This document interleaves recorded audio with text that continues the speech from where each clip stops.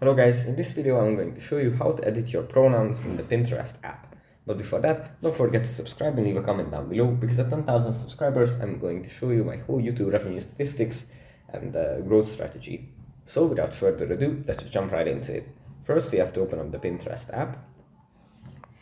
And then after it opens up, we are presented with our feed. And then we have to go into the saved menu.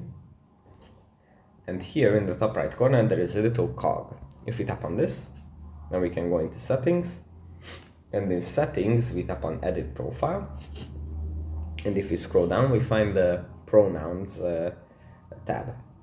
If we tap on this, we can select pronouns from the list that we are presented with, and then after we selected one we can just tap on done, and it's going to be saved.